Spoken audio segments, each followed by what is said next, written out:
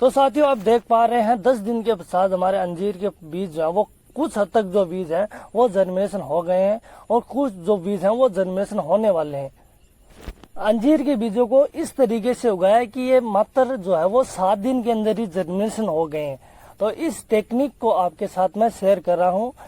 दोस्तों विटामिन और मिनरल से भरपूर जो अंजीर है उसको हम बाजार के अंदर जाओ 800 रुपए पर केजी लेकर आते हैं। अगर उसी पौधे को अगर हम घर के अंदर उगाएं तो हमारे साल भर जो है वो अंजीर की जो है वो घर के अंदर जो है वो पूर्ति कर देता है। इस वीडियो में आपको अंजीर का पौधा जो है वो घर के अंदर हम किस तरीके से लगाएं, उसकी देखभाल हम किस तरीके से करें, किस मिट्टी के मिश्रण में हम लगाएं और कितनी अवधि के अंदर जो है वो बीज जर्मिनेशन हो जाता है। इन तमाम तरीके की लगाने से लेकर बीज को जर्मिनेशन होने की प्रक्रिया तक आपको इस वीडियो को में अंदर जो है वो देखने को मिलेगा। तो वीडियो में अंत तक बने रहें और जानकारी को लाइक जरूर करें और सब्सक्राइब जरूर करें। के बीज को उगाने के लिए हमें कोई हाइब्रिड बीज लाने की आवश्यकता नहीं है।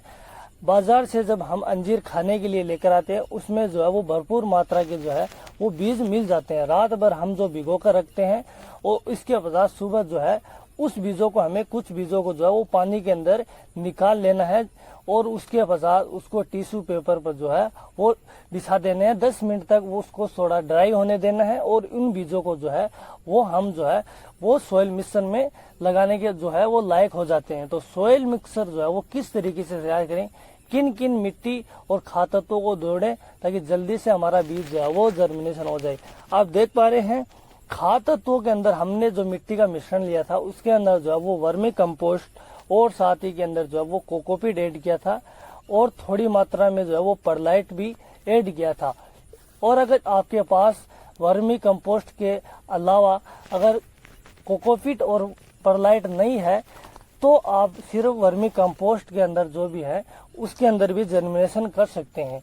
तो इन तीनों चीजों को मिलाकर आप जो है इसका मिश्रण जो है वो तैयार कर लेना है और उसके पश्चात इस मिश्रण के अंदर जो है वो थोड़ी सी मिट्टी हटाकर मिट्टी को और बीजों को जो है वो उसके अंदर जो है वो छिड़क देना है।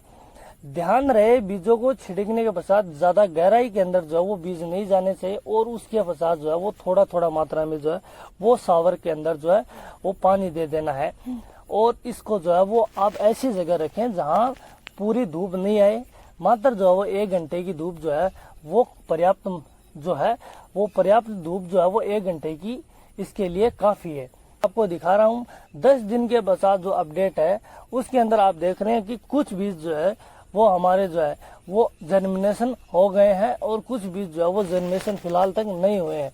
इन बीजों को जो है वो 10 दिन से लेकर हमें 30 दिन तक हमें जो है वो बढ़ जाए। उसके पश्चात जो है वो हमें पॉलीबैग जो आता है जो छोटे छोटे पॉलीबैग हैं उसके अंदर जो है वो लगा देने हैं। पर एक पौधा जो है उसके अंदर लगा देना है और जो है वो 2 महीने तक जो है उसको उसी में लगे देना है और उसी में हमें जो है उसको खाद तत्व देते रहना है। जब पौधा जो है वो थोड़ा बड़ा हो जाए तो उसके पश्चात जो है वो हमें जो है वो जमीन के अंदर जो है वो लगा देना है।